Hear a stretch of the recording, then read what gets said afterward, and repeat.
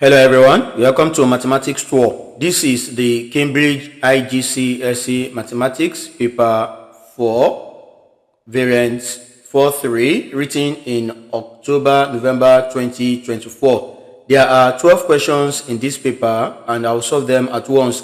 If you are seeing this channel for the first time, please kindly subscribe to my YouTube channel to support my hard work. Also like, comment and share this video.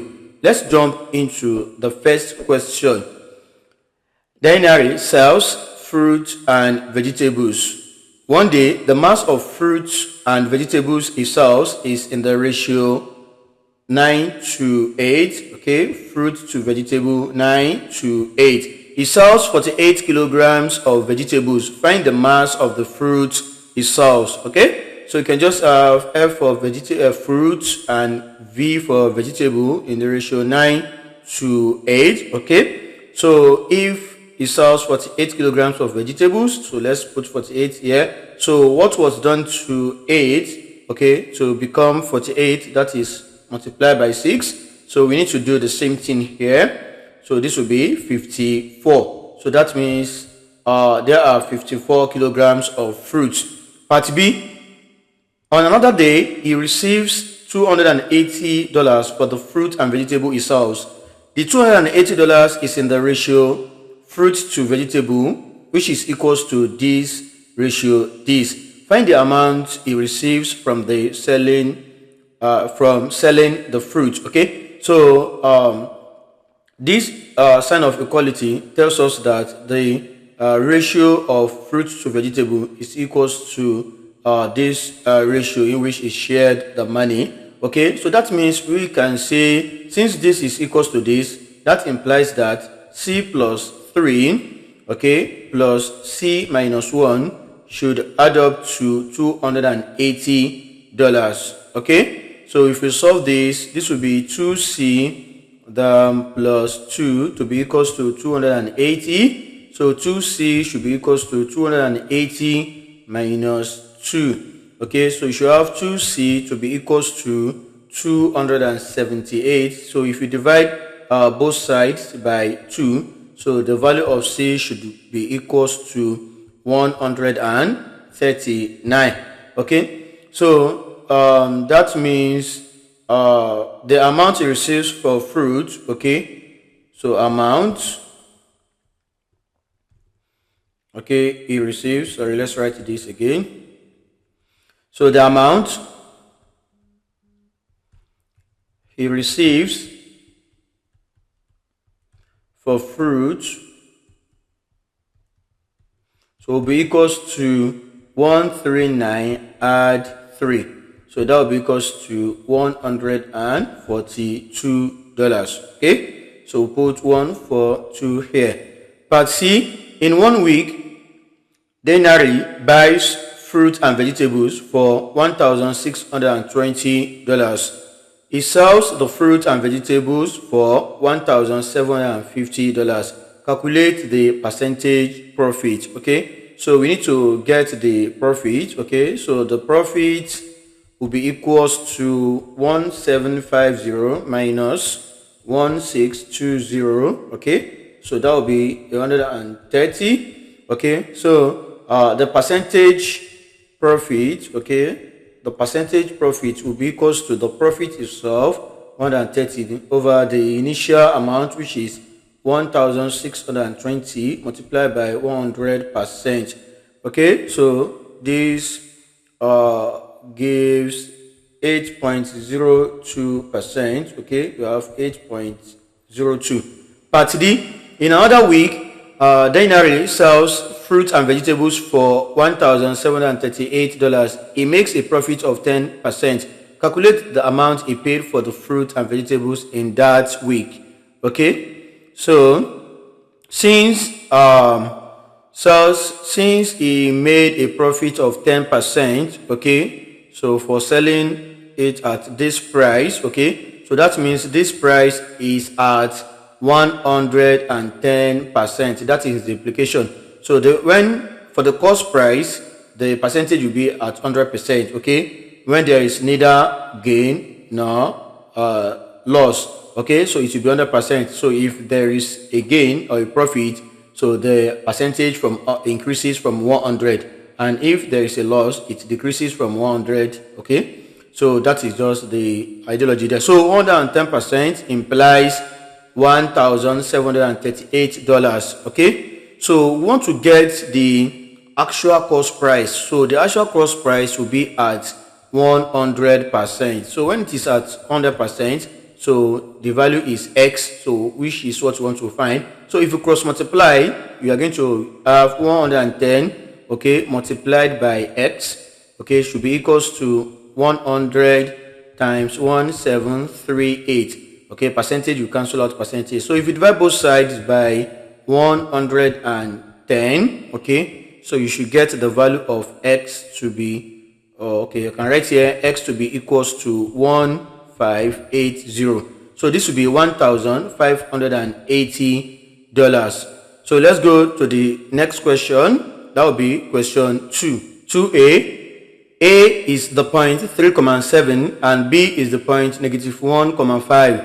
Find the coordinates of the midpoint of the line AB. Okay, so you can just say that x1 will be equals to 3, then y1 will be equals to 7, then x2 will be equals to -1, and finally y2 will be equals to +5. Okay, so to find the coordinates, so we need to get x, so which is equals to x1. Coordinate of x will be x1 plus x2 divided by 2. So this will be equals to 3 plus -1 divided by 2. You can input this into your calculator straight away and you get 2 out of 2, which is equals to 1.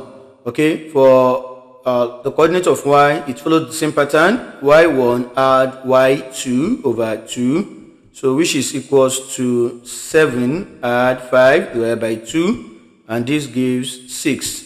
So the coordinates will be 1, 6. Roman figure 2, write AB as a column vector. Okay, so this AB will be equals to vector B minus A. Okay, so this is how you can get it this. Okay, although for those that may be wondering why, so if you have AB, okay, so let's say we have they are both coming from point O, so you have OA and you have OB. So if you want to have AB, so it will be from AB, so you go to you go to OA, okay, sorry, from A, you are moving from A, so you are going to have AO plus OB. So this is what you should get, but we only have OA and OB, so we don't have AO.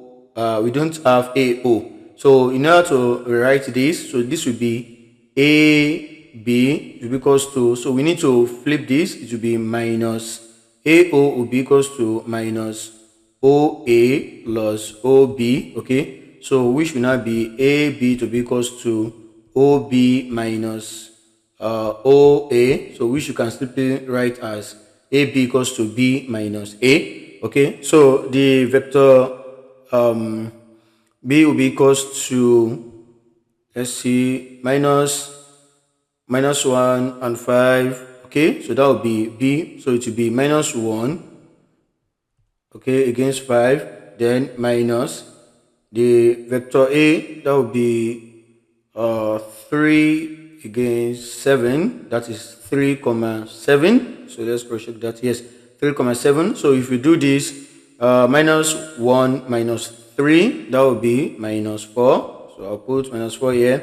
Then 5 minus 7, that will be minus 2. Okay, straight away. So we're going to get minus 4 against minus 2 like this. So which you can write in form of x coordinate. So this is minus 2. Okay, good. So Roman figure 3, AC is equals to 3BA. Find the, oh sorry, I wrote this one in the wrong place. Sorry. This is minus 4 against minus 2. Sorry for that. Okay, Roman figure 3. AC is equals to 3BA. Find the coordinate of C. Okay, so what you can write here, you can rewrite this as, okay, AC, okay, so will be equals to C minus A, okay, just like what we have here. AB equals to B minus A. So AC will also be C minus A. It follows this pattern. So since we have this, then that means C minus A, okay, which is AC now, okay, so will be equals to, okay, I've written that will be equals to negative, that is minus, okay, let's write this will be equals to 3BA. But I have my answer for AB, so I can say C minus A will be equals to minus 3AB, okay? So if you have BA, so it will be equals to minus AB, okay? And finally, so let's manage this space. So I can get the coordinate of C. So C will be equals to, so let's take negative A. Let's take A to the right hand side. It becomes plus, okay? So I can have minus 3AB plus A. So this is what I'm going to solve. So I can demarcate this. Okay. So now our coordinate of C will be equals to minus 3 into AB. So this is AB. We just got this. So it will be in bracket negative 4, negative 2. Okay. Then plus A. A is 3 against 7. Okay. So we can do this. We get the answer. So minus 3 times minus 4, that will be positive 12. Okay. Okay, I can do positive 12. Minus 3 times minus 2, that will be positive 6. So this is the answer to this.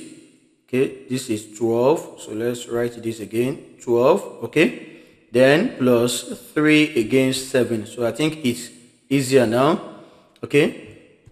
Sorry.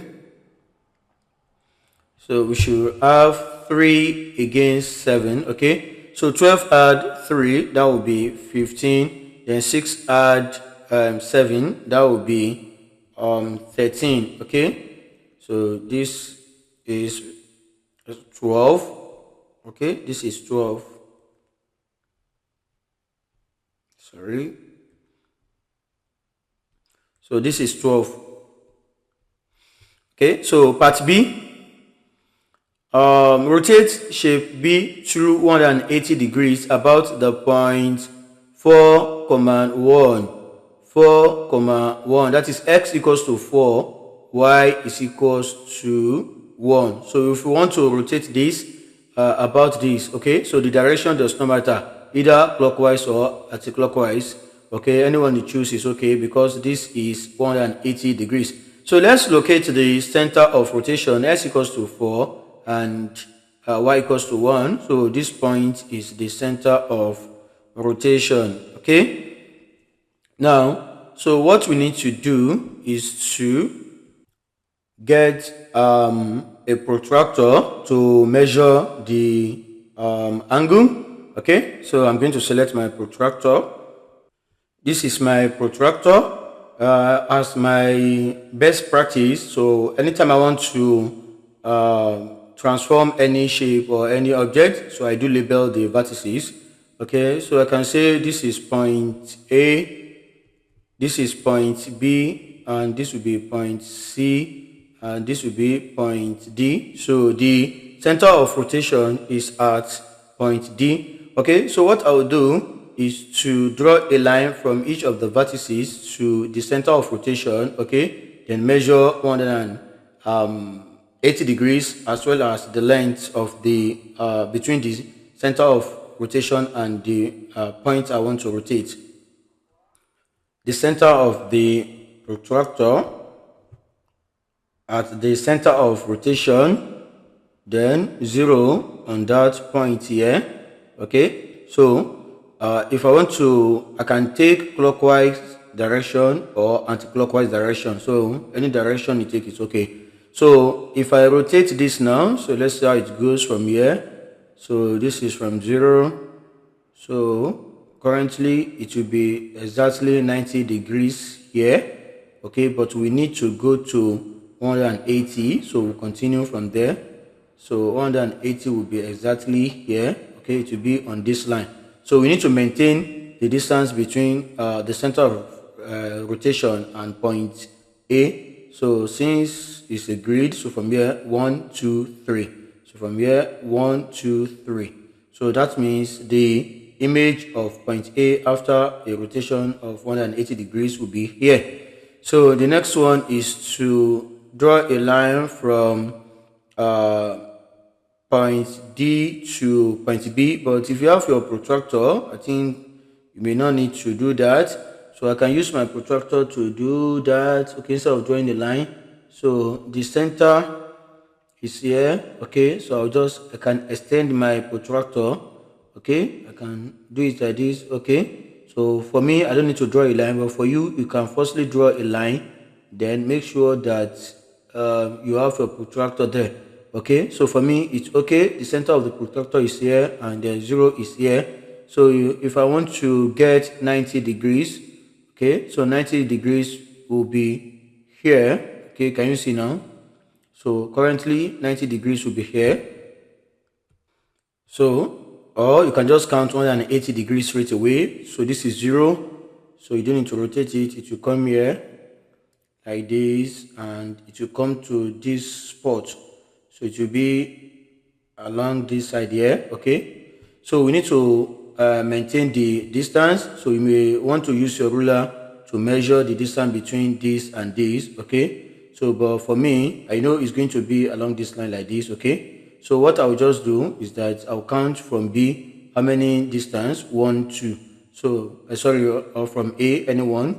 So since I know that the distance between A and B is just 2 steps, so my B will be, the line will be along here.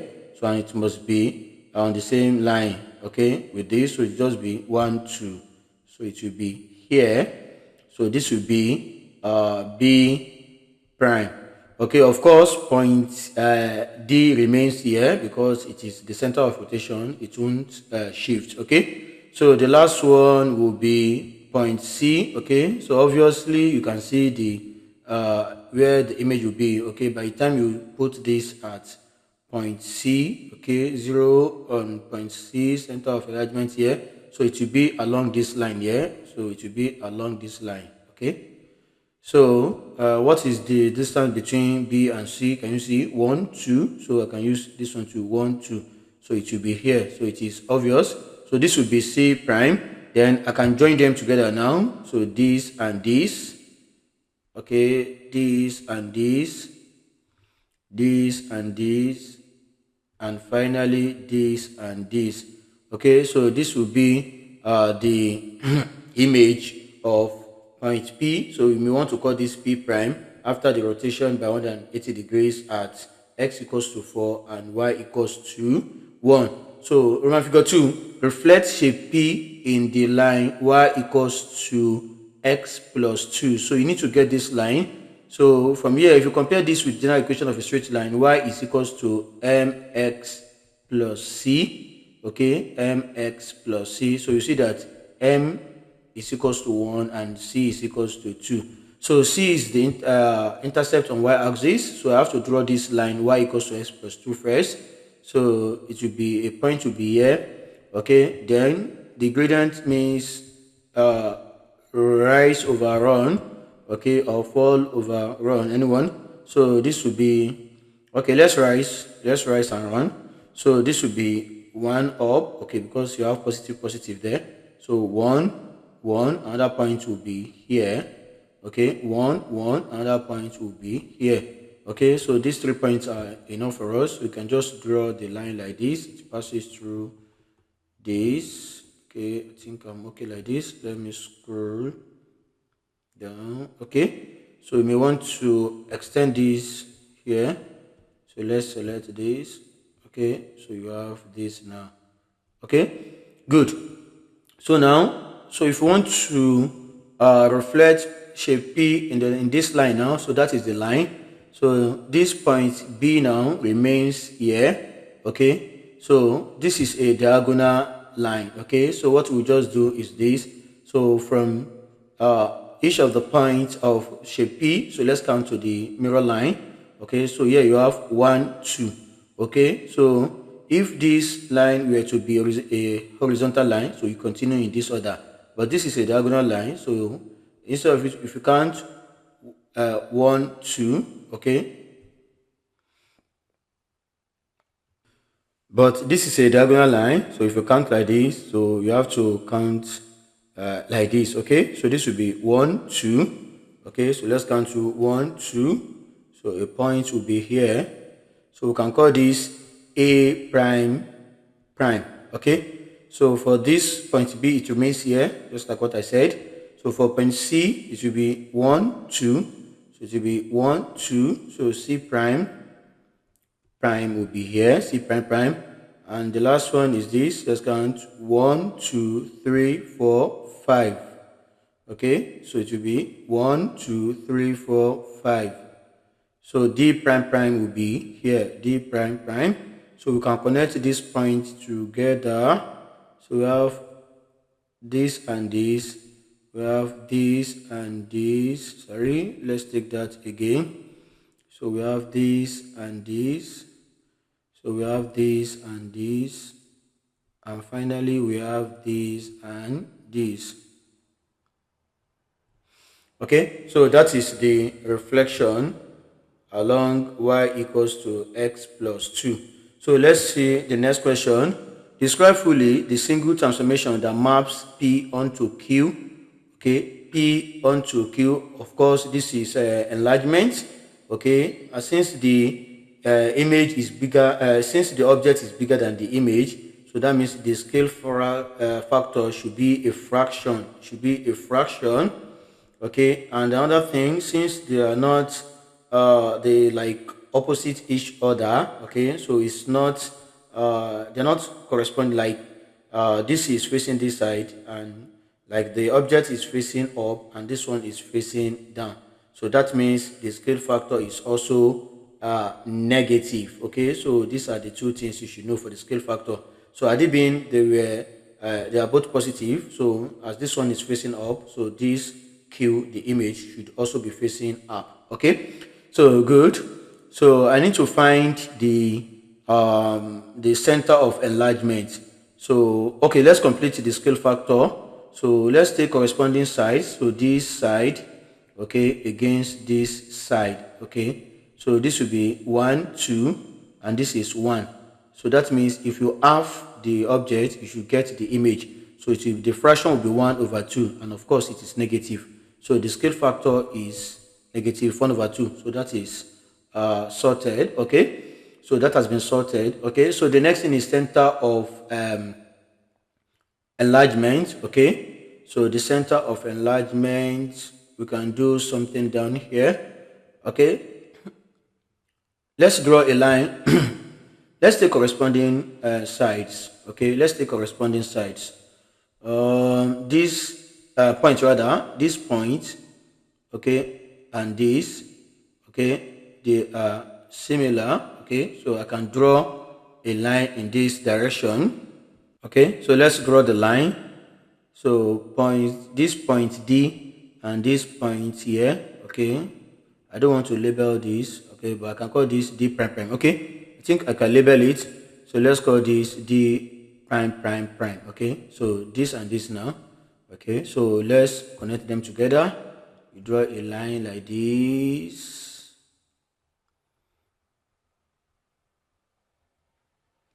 Okay, we are good here. So let's look for another one again. Which one can I take? Okay, I can take this one. This is B, so I'll take this one to be B prime prime prime. Okay, so I'll take this one to be B prime prime prime. So this one and this one too. Okay, so let's connect them together. So if you connect this now, so you see that the two lines meet here.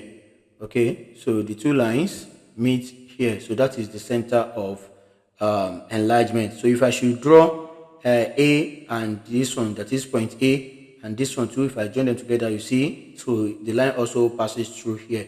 So that means x equals to 3, y equals to 3 is the center of enlargement. Okay, so the first one is the name of the transformation, which is enlargement. Okay, so that will be 1 mark. Okay, so center, so we can say the center is x equals to 3, y equals to 3. Okay, and what else do we need to, the scale factor. Okay, scale factor is -1/2. So 1 mark for this, 1 mark for this, and 1 mark for this. Okay, so let's go to the next question. Question 3a. Ed invest $500 in an account paying R% per year simple interest. At the end of 14 years, the total amount in Ed's account is $675. Find the value of R. Okay, so we know that the principal, okay, denoted by P, is equals to $500, and the rate is equals to, let's say, R%, and the time is equals to 14 years. Okay, and the amount, let's say A, denoted by A, is equals to 675. So let's calculate the interest. So the interest equals to the principal times the rate times the time, so over 100. Okay, so that is R%. It means R over 100. So if you key in the values, this will be equals to 500 times R times 14, so over 100. Okay, so the last two zeros, we cancel the last two zeros here. So 5 times 14 is 70. So that implies I equals to 70 R. Okay, but we know that the amount equals to principal plus the interest. So we can key in the values. Amount equals to 675 equals to the principal. So the principal is equals to 500 as given. Then the interest now is 70 R, so plus 70 R. Okay, so if you collect like times, it will be 675 minus 500 equals to 70 R. So this will be equals to 175 equals to 70 R. So divide both sides by 70. Okay, so R will be equals to 2.5. So R will be equals to 2.5. So let's go to the next question. Part B. Ever invest $400 at a rate of 2.2% per year compound interest. Calculate the total interest earned at the end of 11 years. Okay, so here the principal is equals to $400. Okay, then so let's take this again. So the principal is equals to $400. Then the rate is equals to 2.2%, okay, which is equals to 0.022. Then T is equals to 11 years. Okay, then okay, to calculate the interest, we know that the interest will be equals to amount minus the principal. Okay, because the principal plus the interest will give you the amount. So if you make I the subject of the formula, so you have interest over there. So we know the principal, so we need to find the amount. Okay, so the amount denoted by A equals to P into 1 plus R over N to the power of N multiplied by T. Okay, so in this case, P is the principal, so N is the number of times interest is paid in a year, R is the rate, and T is the time. Okay, so if you key in the values, the amount will be equals to the principal, which is the 400, into 1 plus the rate is equals to 0.022. Then interest is paid once in a year because it is compounded yearly. Okay, then over number of times interest is paid, 1 times 11. Okay, sorry, this should be 1. Okay, so this should be 1. Okay, so A will be equals to 400 into 1.022 to the power of 11. This is 11. Okay, so if you simplify this, okay, input this into your calculator, 1.022 to the power of 11, then multiply by 400. So you should get 508.18. That's the amount. Okay, so we cannot get the interest now. So the interest will be equals to amount minus the principal. So that will be equals to 508.18 minus 400. So you have 108.18. So as the total amount of interest. So 108.18. Okay, so let's go to the next question. That will be part C. Erin invests $700 at a rate of 3% per month compound interest. So it means the interest is paid once in a month. At the end of 21 years, the value of Erin's investment is $1,074. Correct to the nearest dollar. Calculate the value of P. So we want to find the rate at which the interest is paid. Okay, so we know from this okay, so P is equals to the principal is equals to 700, then the rate is equals to P percent, which is the same as 0.01 P. Okay, then what's it called, time. Okay, the time T is equals to 21 years. Okay, so I'll come back to N now. Okay, so from the formula of amount, because let's see, so we want to calculate the value of P. Okay, and we know that the amount is given as $1074. Okay, so from the formula of amount equals to the principal into 1 plus r over n. Okay, multiplied by to the power of n t, that is n times t. Now n is the number of times the interest is paid, okay, in a year, okay, for this formula. So we need to convert this to month. Okay, so that is 21 years times 12. Okay, so that will convert it to month. Okay, so then n will be equals to 1. Okay, so n will be equals to 1 because it is now in month and interest is paid once in a month. So it is compounded monthly. So that means interest is paid once in a month. Okay, when we convert this to month. Okay, so that will be 1074 equals to P is equals to 700.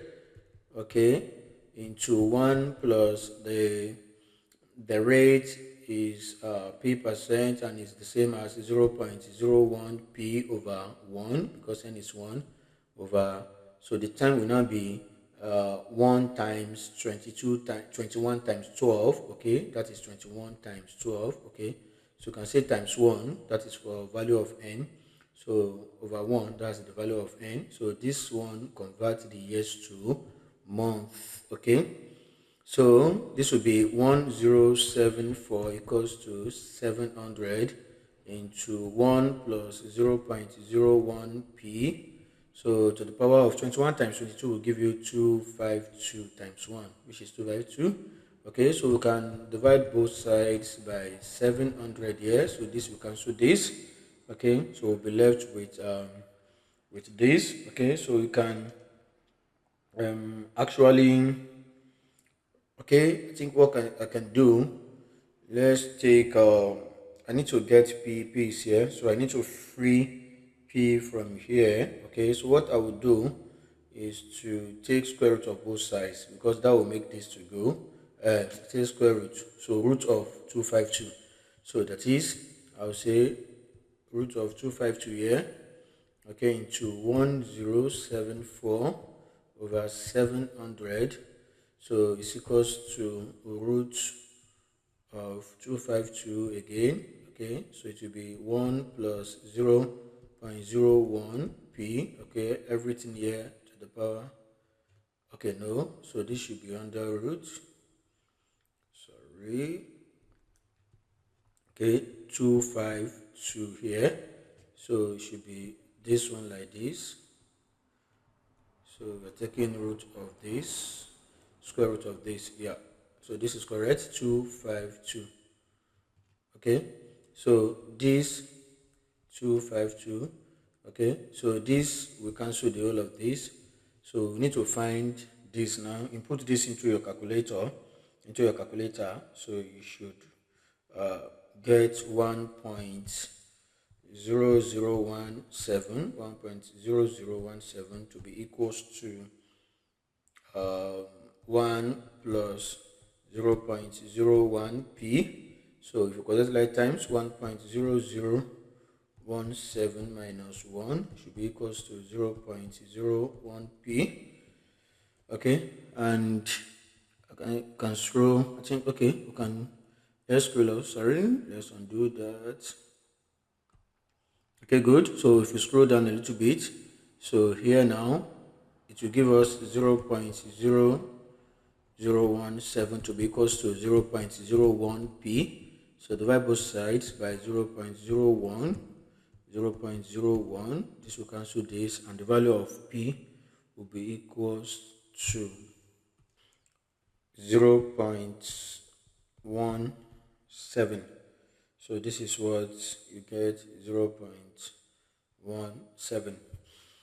Okay, so let's go to the next question. That should be question 4.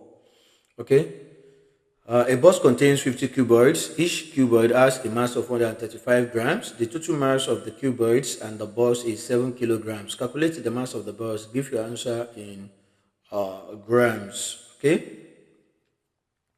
so since we know that the mass of the cuboid, each cuboid has a mass of 135 grams rather. Okay, so the mass of the cuboid will be 50 times 135. Okay, so let's write here. So mass of cuboid will be equals to 50 times 135, and that will be equals to 6,750 grams. Okay, so uh, the mass of the box is equals to so the total mass of the cuboids and the box is equals to 7 kg. So what we can do now is to get the mass of the box. So we subtract the mass of the cuboid, okay, from the mass of the cuboids and the box. Okay, so we see that the mass of the box will be equals to 7,000, that's 7 kg, which is 7,000 grams minus 6,750 grams. So that will be equals to 250 grams. So straight away, so part B, a solid cube of side 4 centimeter is fixed to the base inside an empty cube of size 6 centimeters. Water is poured into the larger cube until it reaches the top of the smaller cube. So calculate the amount of water poured into the larger cube. Okay, so the volume of the larger cube. Okay, so let's see the length of the larger cube. Okay, so let's use LL, the length of the larger cube, that is LL, okay, for the larger cube, L for the length of the larger cube. So it will be equals to 6 centimeters. Okay, so the breadth, okay, or the width, okay, the breadth of the larger cube which will be equals to 6 centimeters as well. Okay, but the height, okay, the height of the larger cube will be equals to the height of the smaller cube, because that is where the water is filled up to. Okay, so it will be 4 centimeters. So we can now calculate the volume now. So the volume of water in the larger cube. Okay, so the volume of water, okay, or you can say Mm, okay, let's say the volume of the larger cube. Okay, so the volume. Okay, so volume of the larger um, cube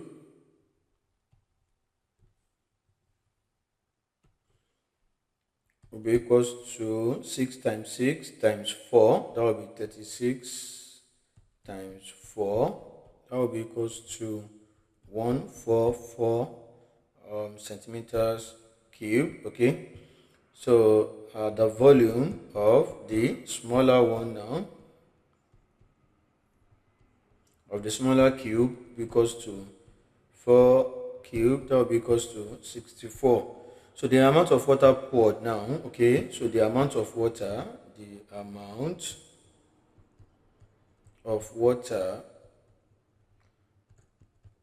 poured will be equals to 144 minus 64. Okay, so that will be 80 cube centimeters. Okay, part C, the diagram shows a solid triangular prism of the length 20 centimeters. The cross section is an equilateral triangle with the side length 4 centimeters. So the prism is made of wood with a density of 0.85 grams per centimeter cube. Calculate the mass of the prism. Okay, so the mass of the prism will be equals to density times volume. Okay, so let's say the mass, okay, equals to density times the volume. Okay, so we know the density, so we need to find the volume. Okay, so the volume equals to cross section area multiplied by the length. So we need to find the cross section area. The cross section area is area of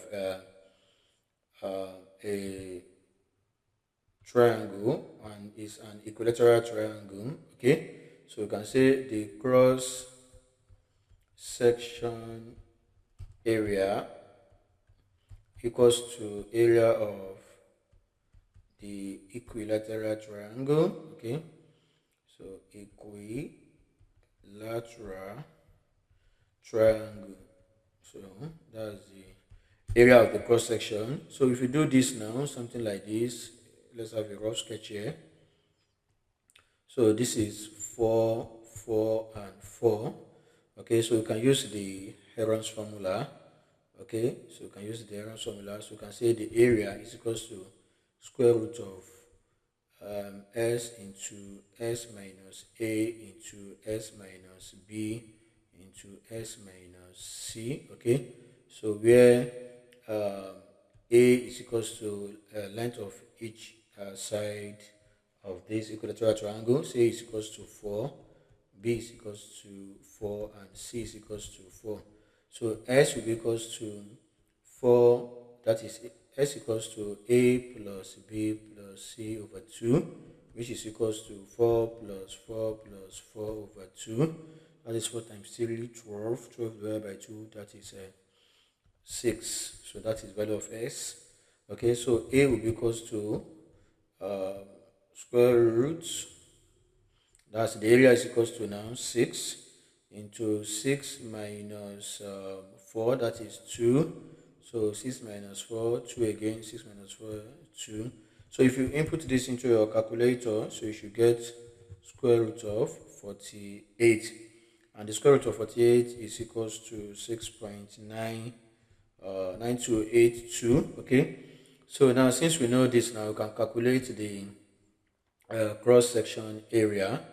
Okay, so since we know the cross section area, so we can calculate the volume rather. So I can just demarcate this like this. Okay, so now I can say that the volume is equals to cross section area 6.9282 times the length, which is 20 centimeters. Okay, so this will give you 138.5641 centimeter cube. Okay, therefore the mass will be equals to density multiplied by the volume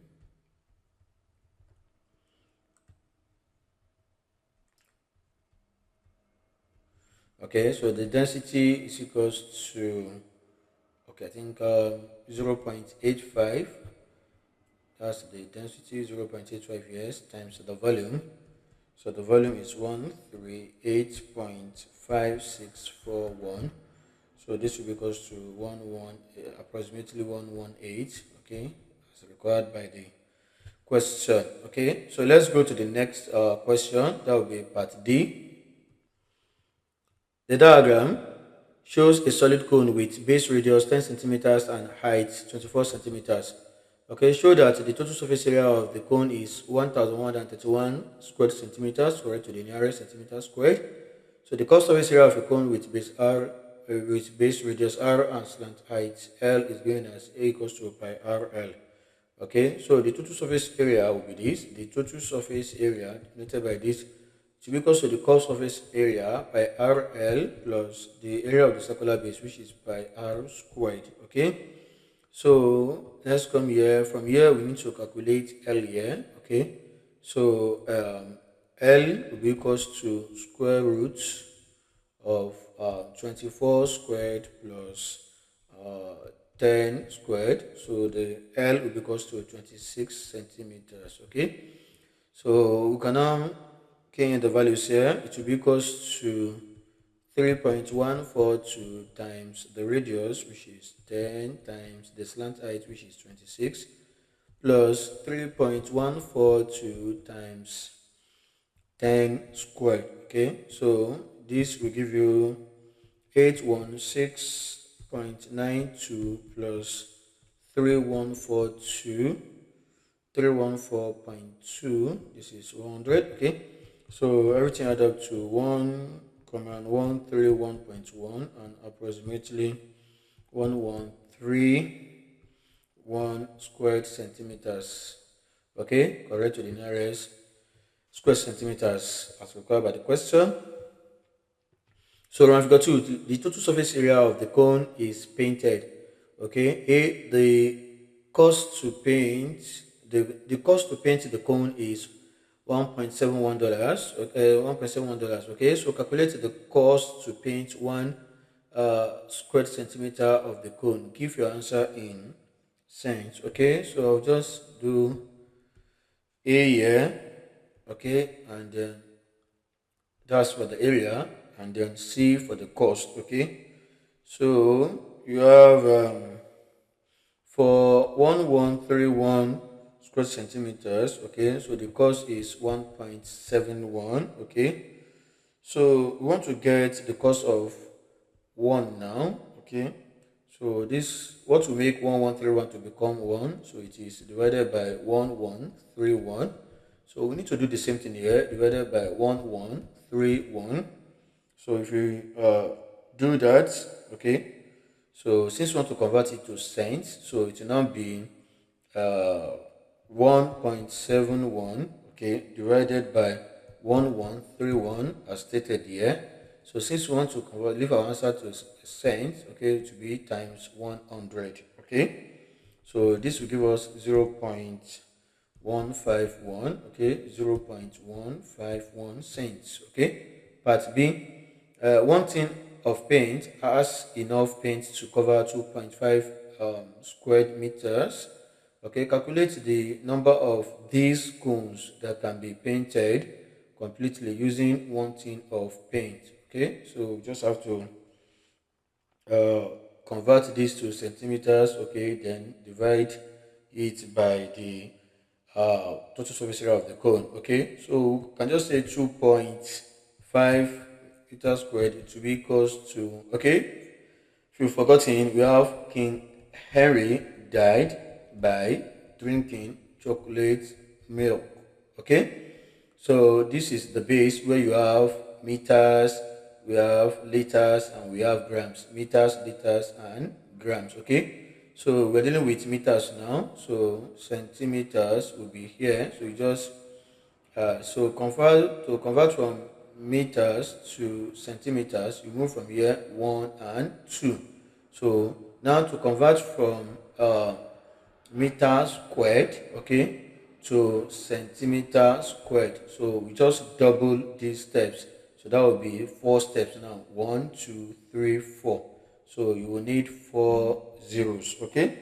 So that means 2.5 meters squared will be equals to 2.5 times. So we need four zeros. That will be 1, 2, 3, 4. That is 10,000. Okay. So centimeter squared. Okay. If we do this, so you get the. Okay. We can just leave this one and work with it like this. Okay. So the number of paint now. Okay. So the number of cones that can be painted now. Okay. So number of the cones that can be painted, okay, so because to this paint 2.5 times 10,000, okay, centimeters squared divided by the total surface area of the cone, which is 1131 centimeters squared. So of course centimeter squared cancels centimeter squared. Okay, so this will give you 22. So you have 22 cones. Okay, so let's go to the next question. That will be question 5a. Naomi runs 100 meters in 15 seconds. Calculate Naomi's average speed in kilometers per hour. Okay, so the distance d, okay, is equals to 100 meters, okay, which is equals to 100 over 1000 kilometers, which is equals to 1 over 10 kilometers. Okay, and then time t is equals to 15 seconds. Okay, so which is equals to 15 over 60, that is in minutes, then by 60 again, that is in hours. Okay, so we can now say that average speed, average speed will be equals to that is the total distance over total time taken. So total distance to be 1 over 10, so divided by 50 over 60, which is the same as times 60 by 60 over 15. So if you input this into your calculator, you should get 24 kilometers per hour. So part B, Olaf runs for 45 minutes at a speed of 9.5 kilometers per hour. He then runs 8.1 kilometers at a speed of 7.5 kilometers per hour. Calculate Olaf's average speed for the whole run. Okay, so it will be the speed. We know that speed is equals to distance over time taken. Okay, so the average speed will be total distance over total time taken, of course. Okay, so let's calculate the distance, okay, for the first journey. So this implies that distance is equals to the speed multiplied by the time. Okay, so the speed is equals to 9.5. So you have 9.5 in kilometers per hour, okay, multiplied by 45 minutes. Okay, we need to convert it to hour, so it will be 45 divided by 60. Okay, so if you input this into your calculator, you should get 7.125 kilometers. So that's for the first one. Okay, so that means we can get total distance now. Total distance equals to 7.125 kilometers plus 7.5 kilometers. Okay, so this will be equals to 15.225 kilometers.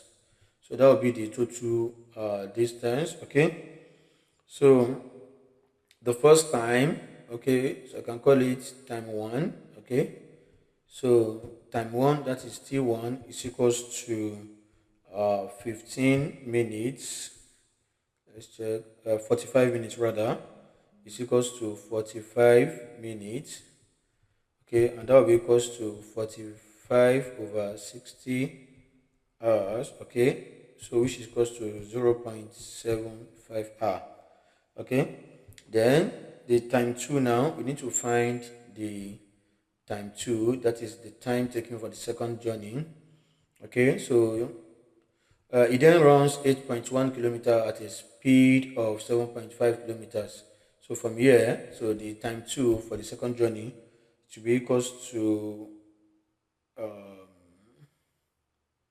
okay, we want to get time. So if you make time, the sorry formula here, it will be equals to distance over speed. So that will be equals to 8.1 over 7.5. So which is equals to 1.08. Okay. So total time now, total time will be equals to T1, which is 0.75 plus 1.08. So that will be equals to 1.83. So that will be the total time, okay, in hour. Okay, so can I calculate the average speed now? So the average speed will be equals to total distance. So that will be 15.225 over total time 1.83. So which is approximately 8.32. So 8.32. So that will be the average speed. Okay, but see, the train has length p meters. The train passes through a station of length q meters. The speed of the train is v kilometers per hour. Find an expression for the time the train takes to completely pass through the station. Give your answer in seconds in terms of p, q, and v. Okay, so let's say this is the train. Okay, for instance, this is the train here. Okay, so this is the train. So a kind of illustration here. So this is the train, and the length of the train is p. Okay, then it passes through a station of length q. So from here to here, for instance, now it will be q. Okay, so that means, let's write this again. So this is q. So from here, okay, to here will be the total distance. Okay, so we can say total distance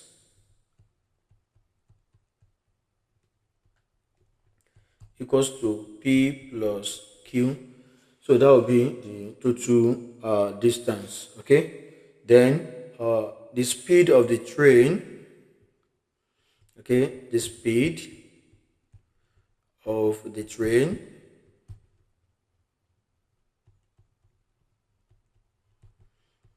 so it's equals to v in kilometers per hour. Okay, so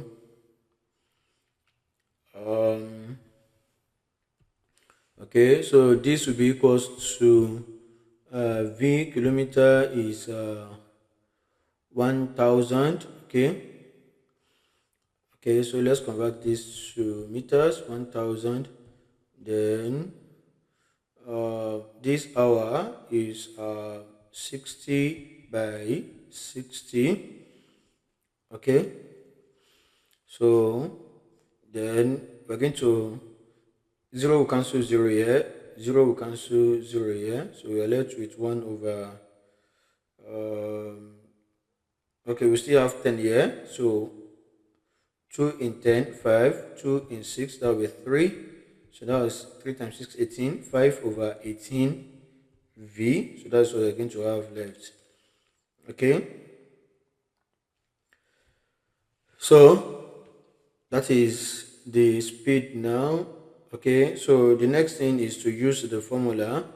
Okay, so don't forget that we want to leave our answer in seconds. So now we have meters per seconds now. Okay, so because the length of the train is in meters. Okay, so now we change kilometers to meters. Okay, so we have meter per seconds now.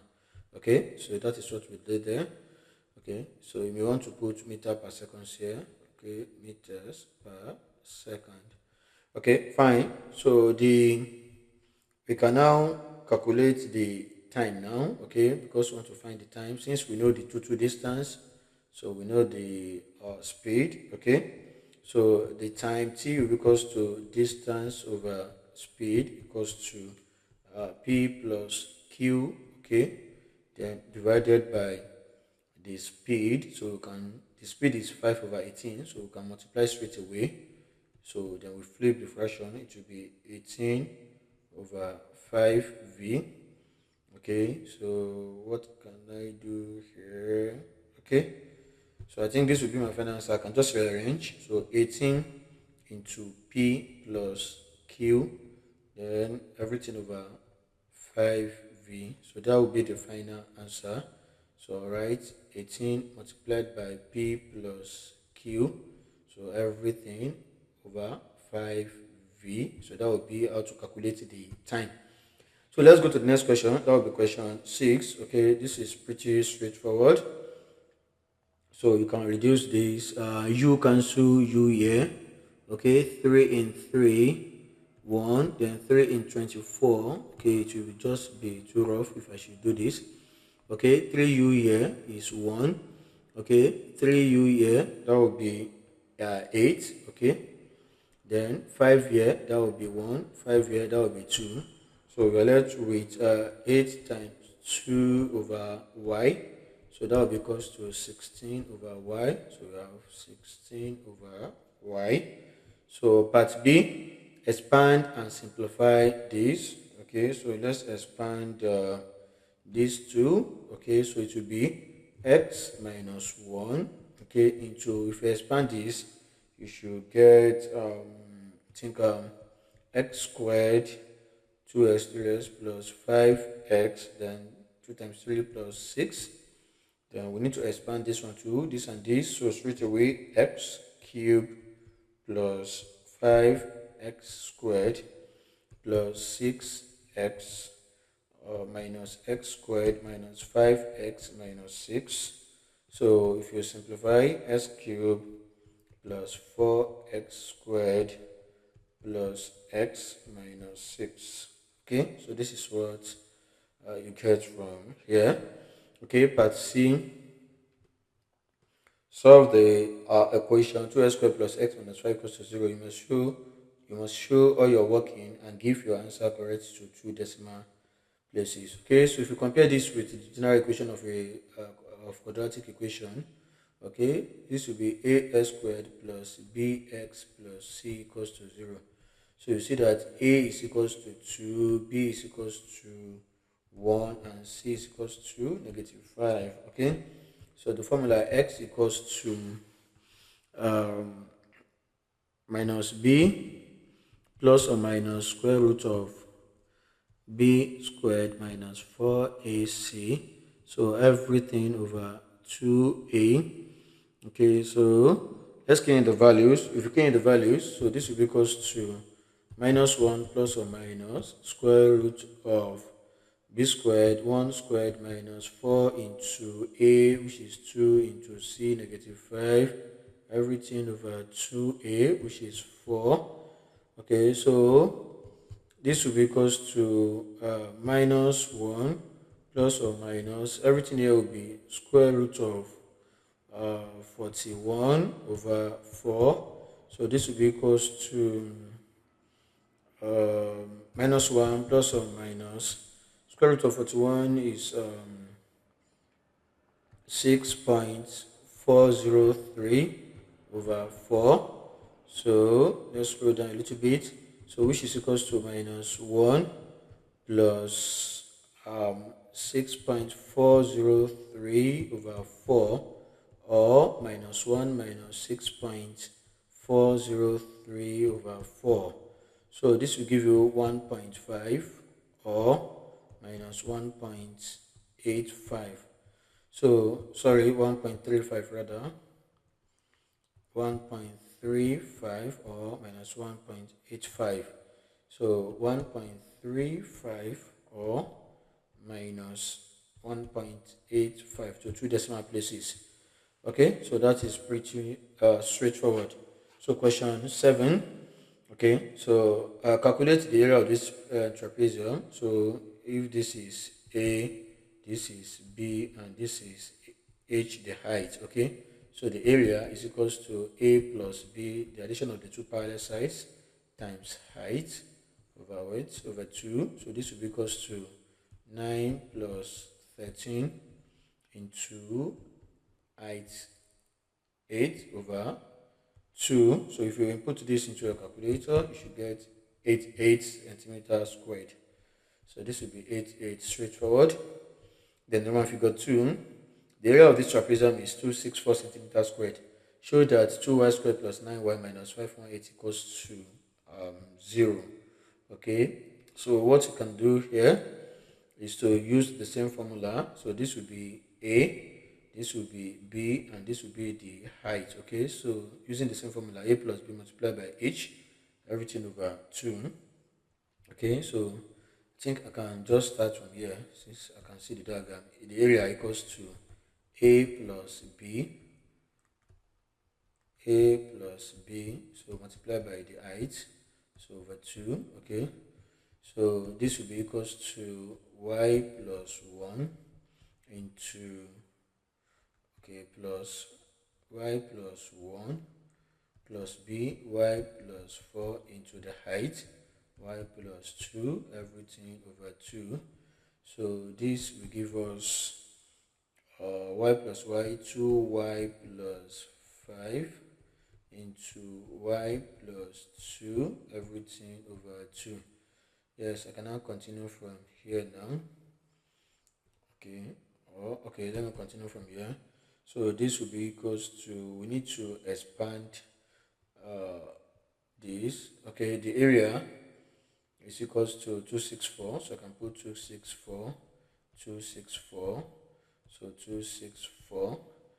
So to be equals to, if I expand the numerator, I should get 2y squared, okay, plus 9, okay, 9y, then plus 10. Okay, so that's what I should get over 2. So I can cross multiply. So this will give me, so I can divide this into 2. So this will give me 2y squared plus 9y plus 10, okay, to be equals to 264 times, so let's try this again, 264 times 2, that will give 528. Okay, so I can now have 2y squared plus 9 plus 10 minus 528 equals to 0. So this will give 2y squared plus 9, then minus 518 equals to 0. Okay, y should be here, y should be here. Okay, good. Okay, so we have shown this. Part B, solve this by factorization to find the value of y. So don't forget, the value of y must be a positive number because you cannot have a negative number there. Okay, so let's see. Factors of 5, okay, multiply 2 by 518. So that would be 1036. So let's divide this to get the corresponding pairs. Okay, so 2 can go, this will give me 518. So 2 can still go again, 2 goes in 518, that will be 259. 3 cannot go, 4 cannot go, 5 cannot go, 6 cannot go, 7 goes. So 7 goes in 259, that will be 37 times, and only 37 can go now. 37 in 37, that will be 1. So that means you're going to have the first pair, 2 and 518. So the next will be 2 times 2, 4. 4 and 259, 4 and 259. The next pair will be 2 times 2, 4. 4 times 7, that will be 28 and 37. Okay, I think this one will give us this term here, 37 minus 28 will give us 9. So we can use this, good. So that means you can say that 2y squared, okay, minus 28y, then plus 37y, okay, minus 518 equals to 0. So let's factor out 2y here. So y minus 14, then plus, let's factor out 37 here, y minus 14 as well. Good. So this will be 2y into 2y plus 37, okay, into y minus 14 equals to 0.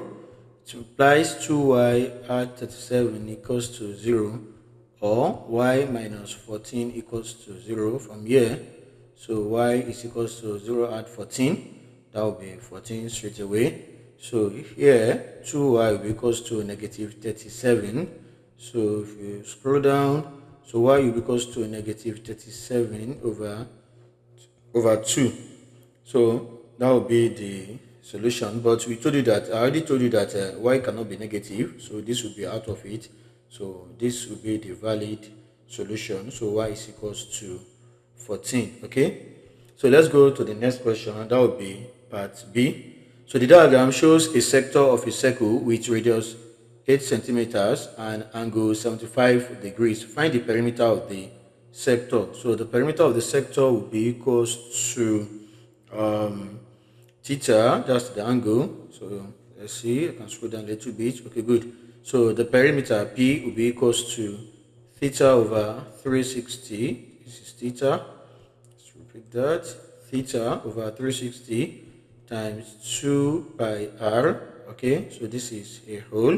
Then plus this is the length of the arc. Okay, then plus r, that will be 2r, the two radii. Okay, so if you key in the values, the parameters, this will be 75 over 360. So this is 360, not 36. 360 times 2 times 3.142. Okay, this one is a whole plus 2 into 8. Okay, so if you do this, this should give you 10.437, then plus 2 times 8, 16. So your final answer should be 26.5 square centimeters. Okay, part C. The diagram shows the shape ABQP made from 3 straight lines and an arc of a sector of a circle. The sector has center O and the angle 90 degrees. Okay, as you can see here. POQ is a straight line and AP is equals to PO equals to OQ equals to QB equals to 5 centimeters. Find the area of ABQP, that's the whole diagram. Give your answer in the form of A plus K pi. Okay, so what we need to do is to find AO. So we need to find this length. Okay, so don't forget that PO, AP, PO 5 centimeters, OQ 5 centimeters, and their QB, so they are all equal, so they are all 5 centimeters. So from here I can calculate this value of the length L. Okay, so let's do it here. L will be equals to square root of 5 squared plus 5 squared. So this will be equals to square root of 50. Okay, so we can leave it like this. That is L, which is equals to AO or OB. Okay, they are both 5 centimeters. They are 5 centimeters each. Okay, so now the area of the of one triangle will be, so area of one triangle equals to base times height over 2 equals to the base is 5, the height is 5 divided by 2. So this will be equals to 25 over 2. Then area of the two, so here area of the two triangles will be equals to 2 into 25 over 2. So 2 cancel 2, that will be equals to 25 squared centimeters. So that is the area of the two triangles. Okay, so we are left with area of this sector. Okay, so let's calculate area of the sector. So area of the sector, so will be equals to theta over 360 times pi r squared. Okay, so theta will be equals to 90 degrees. Okay, here it is 90 degrees. That's a right angle. So it will be 90 degrees over 360 times pi into the radius. So the radius is this, is the length OA, so which is this, okay, root 50. So that is the radius. Okay, so I can say into root 50 squared. So square, we cancel square root. So 90 here 1, 90 here 4. So this will be equals to 50 times pi, 50 pi over 4. Okay, which is the same as 25 over 2 pi. Okay, so the area of the figure will be area of the sector plus area of the two triangles. Okay, so we can write here area of A, B, Q, P, the whole figure will be equals to area of the sector plus area of the two triangles. So area of the two triangles is 25, then plus area of the sector, it will be 25 over 2 pi. Okay, so this is the format, 25 plus 25 over 2 pi. So this is in form of A plus K pi. Okay, so A is 25, K is 25 over 2. We have pi there. Okay, so that will be the solution to that question. So the next question is question 8. Question 8, Guillaume measures the speed of each of 100 cars. The results are shown in the table. A. Guillaume draws a pie chart for this data. Calculate the angle for the interval 45 less than v less than or equals to 50. So we have 100 cars. So we just have to find the number of cars that fall into this range, then divided by the total multiplied by the angle 360 degrees. Okay, so we have 35. So this will be 35 out of 100 multiplied by 360. So this will give us 126 degrees. So 126 degrees. So part B, calculate an estimate of the mean. Okay, so to calculate an estimate of the mean, we need to find the average. Okay, so I can draw a line here. Okay, so I need to repeat this.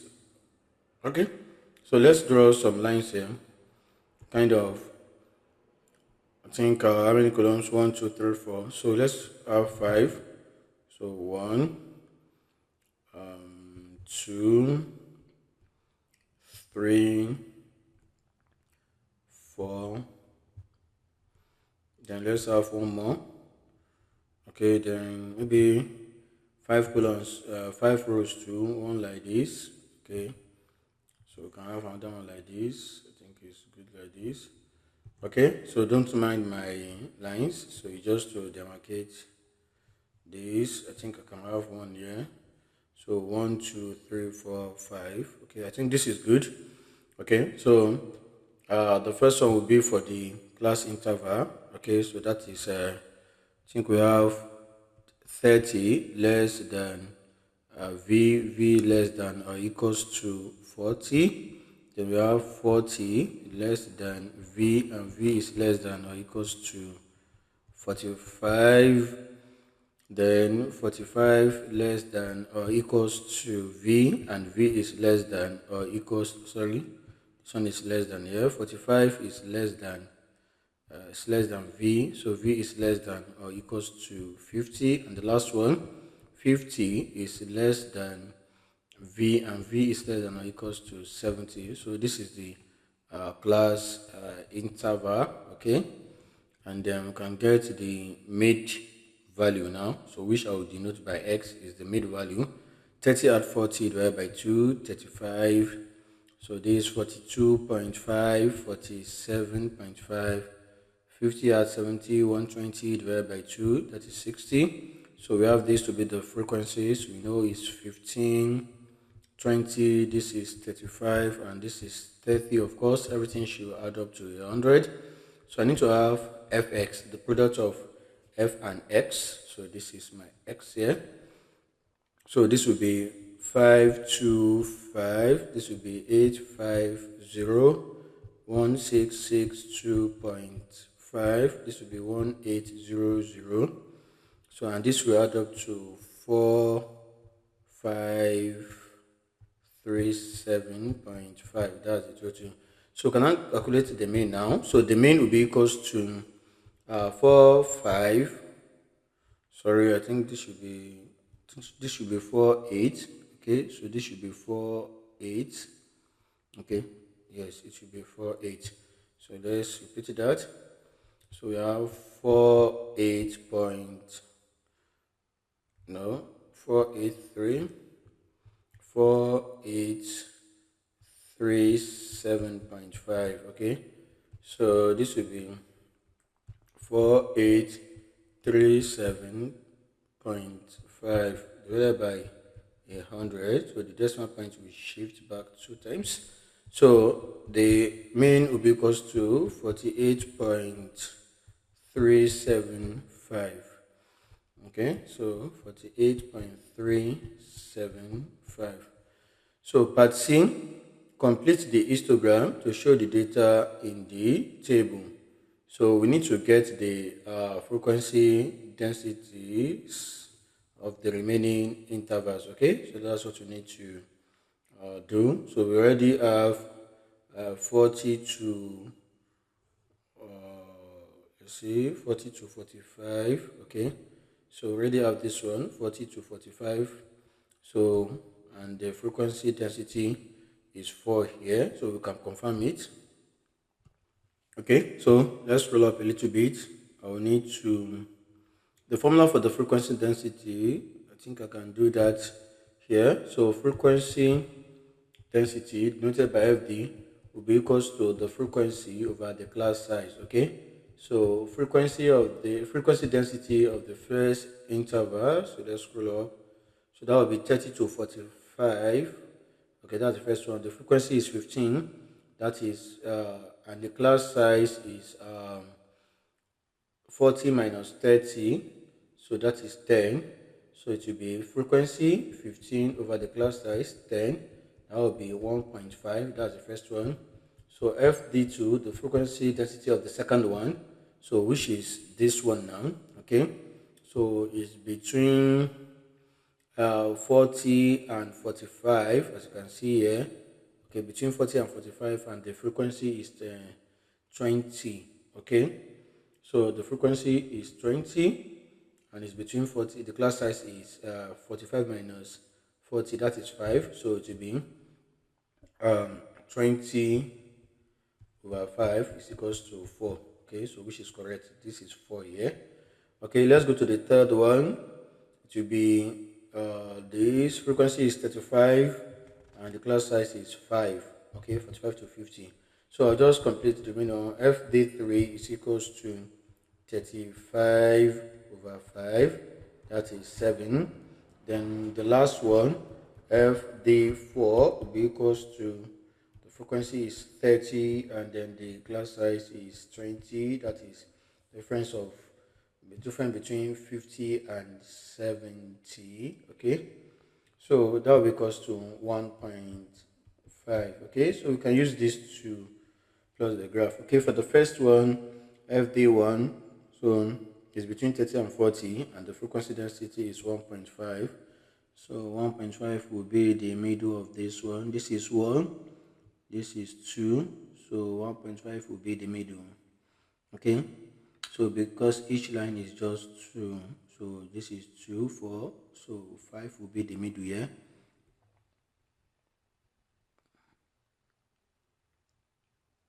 Okay, so we are done with that. Then FD3 is the frequency density is 7, so it will be something like this. Okay, then something like this from here. That is I think 45 to 50. So I will need to confirm this again. So 45 to 50, be sure. So let's check.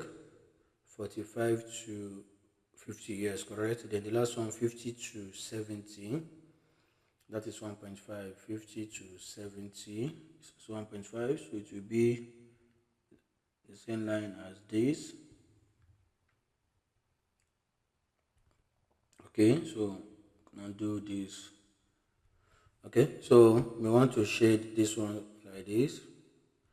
So let's try to increase the, okay, so let's try to shade it on time. So you need to be very careful like this. See, oops.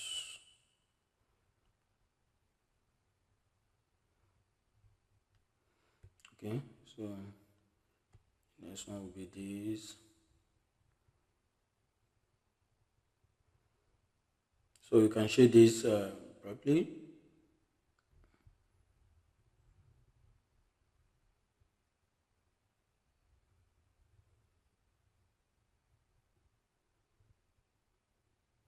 So you need to take your time and shade properly to have good bars. Okay, and the last one will be this one. Okay, let's take this gently now.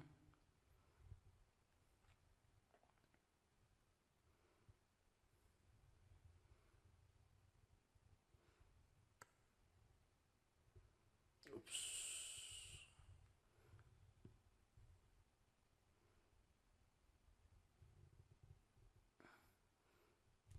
So can do better than this. Okay, so that will be the how to complete the histogram there. Okay, so let's go to the next one. Question 9. A bag contains 5 white balls and 3 black balls. Okay, so Marwan picks a ball from the bag at random and then replaces it. Find the probability that the ball is white. Okay, so to get the probability that is white, okay, so it equals to, the total is equals to 5 add 3, that is 8. So, and white equals to 5, so it will be 5 out of 8. So straight away. So Naomi picks a ball from the bag at random and then replaces it. She repeats this 120 times. Okay. So find the number of times the ball is expected to be white. So we need to get the probability of white, which is 5 over 8. Okay. Then times number of times it is repeated, so 120. So this should give us 75 times, so we should have 75 here. Then part B, Oscar picks a ball from the bag at random. He replaces it and then picks a second ball from the bag at random. Find the probability that the balls are the same color. So you see that you have probability of white, white, or probability of what, black, black. I think I have white and black. Let me see. Okay, black, yeah. So that is B and B. Okay. So this will be 5 out of 8 times 5 out of 8 plus 3 out of 8 times 3 out of 8. Okay, because it is done with replacement. Okay, so this will be 25 out of 64 plus 9 out of 64. Then this will be equals to 17 over 32. If you simplify it, 17 over 32. So remember, figure 2, find the probability that the balls are not the same color. So the probability that they are not the same color is equals to 1 minus probability of what? The same color. So this will be equals to 1 minus 17 over 32. That will be equals to 15 over 32. So part C, prayer picks 3 of the 8 balls from the bag at random without replacement. So find the probability that she picks 2 white balls and 1 black ball. So here, so 2 white and 1 black. So she has 3 options. It could be white, it could be white, and black, or black, white, and white, or white, black, white. Okay, so these are the 3 options, but each of the 3 options, okay, is equal to one another. Okay, so they have the same value. Okay, so I can just say it equals to 3 times probability of white, and black instead of repeating this. Okay, so don't forget that it is done without replacement, so it will be 3 times. I can say 3 into bracket. Okay, 3 into bracket 5 over 8 times 4 into 7 times 3 into 6. Okay, so this eventually will give me 15 out of 28 straight away. 15 out of 28. So let's go to the next question. This is question 10. The diagram shows a sketch of the graph of y equals to 3 plus 2x minus s squared. A is the point minus 1, 0, and b is the point 2, 3. Find the derivative. So the derivative of this one will be 0 plus 2 minus 2x. So this will give me 2 minus 2x. Okay, so you can say the y dx if you want. Okay, equals to this, no troubles. Okay, part B, show that the equation of the tangent at A is this. Okay, so at the tangent, okay, at point A, okay, we need to find the tangent. Okay, so at point A, the y dx at point A, so that is when x is equals to minus 1. Okay, so that is when x equals to minus 1. Okay, so it's at when x is equals to minus 1. So don't forget that the y dx is equals to this now. So let's see. So the y dx equals to 2 minus 2x. 2 minus 2. So x equals to minus 1. It equals to 2 plus 2. So this will be equals to 4. So the gradient is equals to 4. Okay. So, and so I can say, let's denote the gradient by m. So m is equals to 4. So the tangent passes through this point. Okay, it passes through point A. So that means x is equals to 1, y is equals to 0. That's the meaning. So x equals to minus 1, y equals to 0. So from here you can say x1 equals to minus 1, then y1 equals to 0. So using this, y minus y1 equals to m into x minus x1. So this will be y minus y1, which is 0, equals to m4 into x minus x1. That is minus 1 again. So this and this combine together to become positive. So that means I have y minus 0 is y equals to 4 into x plus 1. So y equals to 4x plus 4. Okay, so that has been shown. So round figure 2, the line L is perpendicular to this. So if they are perpendicular, that means the product of their gradients or slopes must be equals to -1.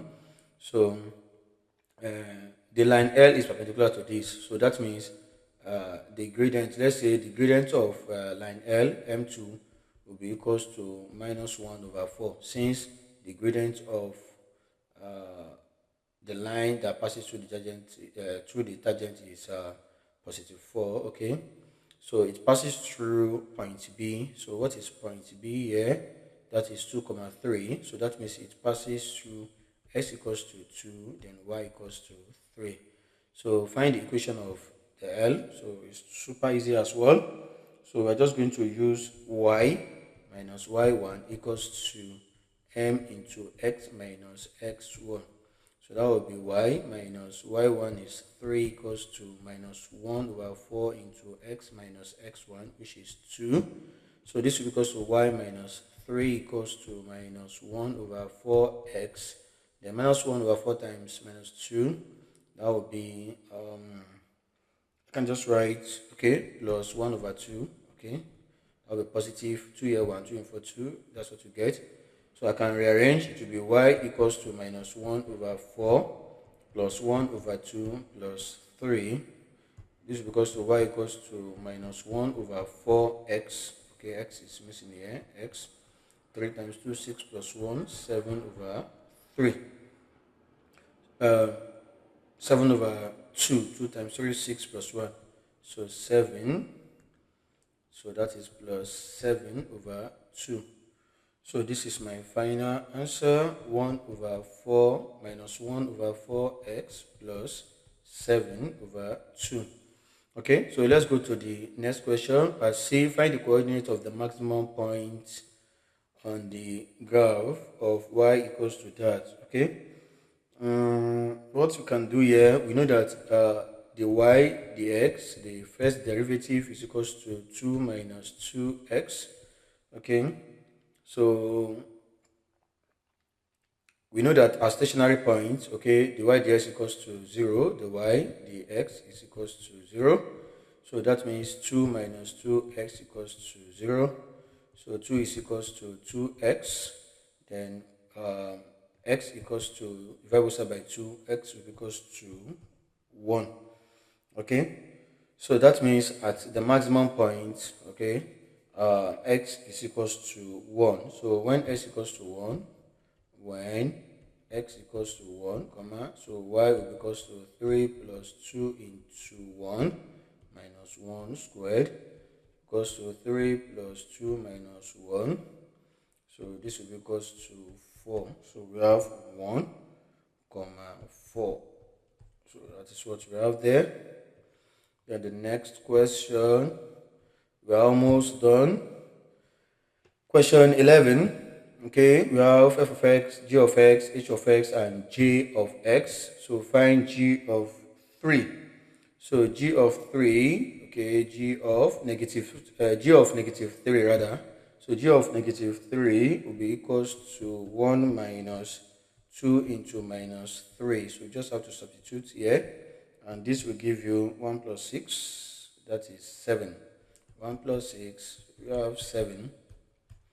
So part B, find f of x times g of x plus fg of x plus 1. Okay, so f of x is equals to 2x plus 5. Then g of x equals to 1 minus 2x. Then plus, here, this is a compound function, composite function, okay? So we're going to pass g of x into f of x, okay? So that's what we're going to do. So f of x is 2x. So instead of 2x now, so we'll pass g of x, okay, which is 1 minus 2x, 1 minus 2x to replace x there. So this is 2x, then plus 5. This is plus 5. Okay, so we are done with g of x, then plus 1. Okay, so let's expand this. So if you expand the whole of this, this is a long one. So this will be 2x minus 4x squared plus 5 minus 10x plus 2 minus 4x plus 6. Okay. So we can simplify this for the x. 2x minus 10x, that is minus 8x minus 8x minus 4x. Okay, I can say equals to, let's put equals to here, equals to minus 12x minus 4x squared, then 5 add 6, that is 11 add 2, so that is 13. So this is the final answer. So we have minus 12x minus 4x squared, then plus 13. So that is what we have as final answer there. So find G inverse of x. G inverse of x. So we know that G of x is equals to 1 minus 2x. Okay, so let G of x be equals to y. So we have y equals to 1 minus 2x. So let's make x the subject of the formula. So you have 2x equals to 1 minus y if you rearrange. So x equals to 1 minus y over 2. So now let's replace x with G inverse of x. Okay, equals to 1. Then replace y with x. Sorry. That will be minus x. Then everything over 2. So you have 1 minus x, everything over 2. So part D, find h of 1. Okay, so we know that h of x is equals to 1 over x plus 1. So h of x now, so anywhere we see x in h of x, so we put 1 over x plus 1 there. So this will be 1 over, so instead of x, I'll put 1 over x plus 1. Okay, so this one is a whole, then plus 1.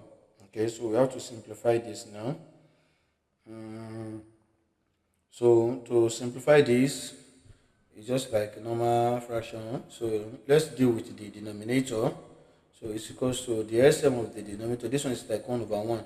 Is x plus 1 multiplied by 1. So it will be x plus 1.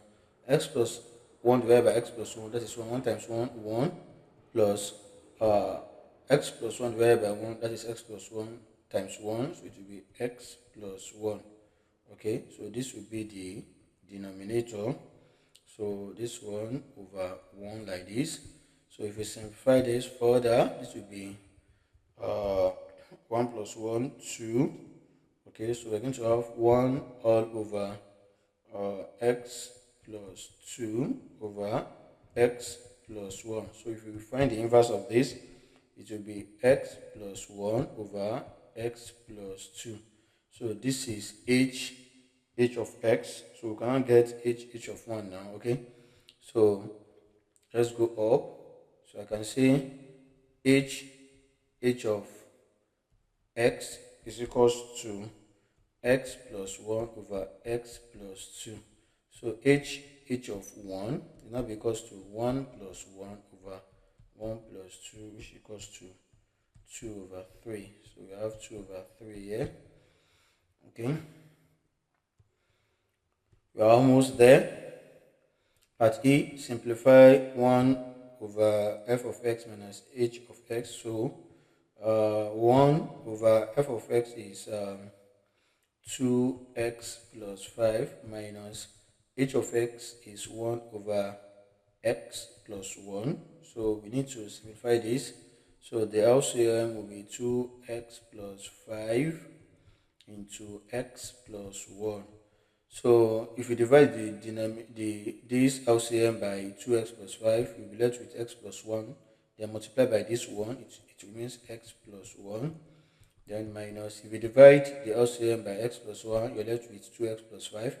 2x plus 5 times 1, you have 2x plus 5. Okay, so we need to open this bracket with minus. So this will be equals to, let's scroll down a little bit. Okay, I think I can still use this side. Okay, it will be equals to x plus 1. Okay, then minus 2x minus 5, everything over 2x plus 5 into x plus 1. So if you simplify the numerator, so x minus x, x minus 2x, that is minus x. Then minus 5 plus 1, that will be minus 4 over x, 2x, x plus 1, yes, I can write x plus 1 into 2x plus 5, 2x plus 5. So minus x minus 4 over x plus 1 into 2x plus 5. Okay, good. Wow, this is lengthy. F, find x when g of x equals to 1 over 32. Find x when g of x. Okay, so g of x equals to 2 to the power of x. So when it is equals to 1 over 32, so this will be 2 to the power of x equals to 1 over 2 to the power of 5. This implies 2 to the power of x equals to 2 to the power of negative 5. Okay, so 2 comes to 2, so x is equals to negative 5. Part G, find x when j inverse of x equals to 0. So j of x equals to 2 to the power of x. So this is exponent. Okay, so j inverse, okay, will be log x, okay, over log 2, okay, and since, so this will be the inverse of it, okay, so it's just like you're writing ln x over ln 2, okay, because ln is the inverse of exponent, okay, and so if this is the inverse now, so it is equals to 0, so we cross multiply, so this multiplied by this will be 0, so this will be log x, so which is like base 10 is equals to 0. Okay, so from here now, so x will be equals to 10 to the power of 0. Okay, so which is equals to 1. So x will be equals to 1 here. So it's pretty straightforward. So let's go to the last question. That is question 12. Okay, you have this diagram. ABCD is a quadrilateral and E is a point on CD. AB is equals to 8.7 centimeters, BC is equals to 11.4 centimeters, and C is equals to 10.9 centimeters. So angle AD equals to 90 degrees, and angle AB is equals to 119 degrees, and angle CA equals to 20 degrees. Show that AC is equals to 17.37 centimeters, correct to 2 decimal places. Okay, so let's go to AC here. So this is AC, so we can eventually use cosine rule. So it will be AC squared equals to square of this side minus 2 times product of these two, then cos 119 degrees. Okay, so that is application of cosine rule. So I will say AC squared is equals to 8.7 squared plus 11.4 squared, then minus 2 into 8.7 into 11.4 cos 119 degrees. Okay, so you can actually take, if you do this, this will give you AC squared to be equals to 301.8168. So you can take square root of both sides. So this will give you AC to be equals to 17.3729, so which is approximately 17.37. Okay, so let's go to B. Angle AEC. Angle AEC. So let's go to the previous page. Angle AEC. So we want to calculate angle AEC. So this is this angle. So let's see. So I want to calculate angle A. So angle AEC is obtuse angle. So this is very important. It's an obtuse angle. Okay, so from here, how do we get AC first? And we now find obtuse. So we know AC, we know side EC, then we know angle CAE, this angle. So we can use sine rule. So it will be 10.9. Okay, that is this side over sine 20. Then it will be equals to AC, which is 17.37 over sine AEC. Okay, so that will work. So this will be 10.9 over sine 20, then is equals to 17.37, that is AC, over sine AEC. Okay, so if you cross multiply and make sine AEC the subject of the formula, that will be sine AEC to be equals to 17.37 times sine 20. Okay, so we can take sine inverse of both sides. So this will be angle AEC to be equals to sine inverse. Okay, sorry, divide both sides by this 10.9 here. Okay, I omitted that. So this will be sine inverse of 17.37 times sine 20, everything divided by 10.9. So if you input this into your calculator, so AEC should be equals to 33.02027. Okay, but AEC is an obtuse angle, so it will be AEC will be equals to 180 minus 33.027. Okay, so this will be equals to 146.97 degrees. That is AEC. Okay, so that is AEC. So we want to find ACE now. Okay, so from here we can find ACE. So let's go to this. Let's go to the previous page now. So now we know that this is 20. So we know the value of this, which is 146.97. So we can actually get this. Okay, so what we need to do is to say that ACE, okay, will be equals to 180 minus 146.97 minus 20. So this will be equals to 13.03. So can demarcate this side, sorry. So can demarcate this. So that will be the final answer there. So I can say this will be equals to 13.03. So per C, calculate the perimeter of the quadrilateral. So the perimeter of the quadrilateral will be the addition of all the sides. So it will be AB plus BC plus CE plus DE plus AD. So we don't know AD and DE, so we have to find them. But before we can find anything here, so we need to find AE. Once we find AE, so we can get DE and we can get AD respectively. So to get AE, we can use sine rule here, that is AE over sine 13.03. This angle we just found, this is 13.03 here. Okay, so AE over this, then we can use 10.9 against sine 20.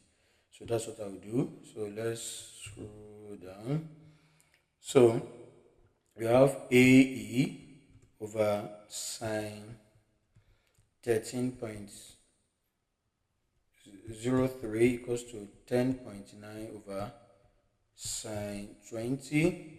So if you cross multiply and make AE the subject of the formula, so AE will be equals to 10.9 times sine 13.03, so over sine 20. Okay, if you input this into a calculator, you should get 7.185.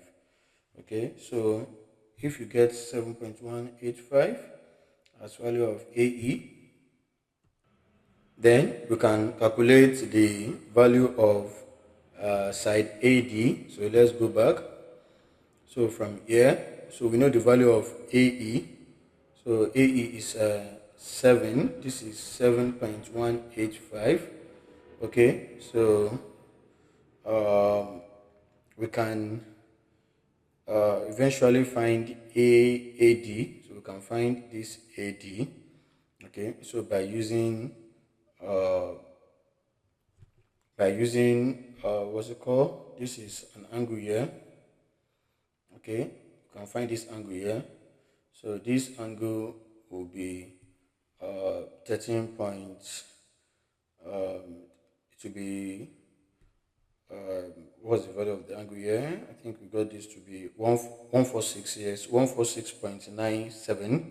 So you can get the angle here. So this will be 180 minus 1. This, let me put it here. This is 146.97. So this place will be 33.03. So 33.03. So then we can now find AD by using opposite over hypotenuse. Okay, so that's what I'll do there. So let's scroll down a little bit. So I can see that so sine theta is equals to AD over AE. So the theta is 33.3. So I can make AD as a formula. This implies AD to be equals to AE sine theta. So AD equals to AE is equals to, this is E. Okay, so AE is equals to 7.185 then times sine 33.03. So this will be equals to 3.9164. Okay, then finally I can calculate the last one, which is DE. Okay, so that will be cos theta. Okay, that's adjacent, cos theta over AE. So that's what I will do. Okay, so let's go back there. So we say cos theta equals to AD over AE as well. So this implies that AE, no, let's go back. No, not AD over AE, so that's a mistake. So it should be DE over AE, sorry. So let's scroll down. This should be DE. Okay, so this should be DE over AE. So DE will be equals to AE cos theta as well. So which will be equals to 7.185 times cos 33.03. So this will be equals to 6.02. So that will be the value of D. So I cannot get the perimeter now. So perimeter will be equals to AB. Okay, that is 8.7 plus 11.4 plus 10.9 plus 6.02 then plus AD, which is 3.9164. Okay, so that will be the perimeter. So let's scroll down. All right, the perimeter equals to 8.7 add 11.4 add 10.9 add 6.02 add 3.9164. So everything should be 40.9. Okay, so this is the end of my solutions to the Cambridge Mathematics paper 4 variant 4.3. So I'm done with the variant 4, that is 4.1, 4.2 and 4.3. So in my next videos I will be solving variant 2.1, 2.2 and then 2.3 respectively. Until then, have your fingers crossed.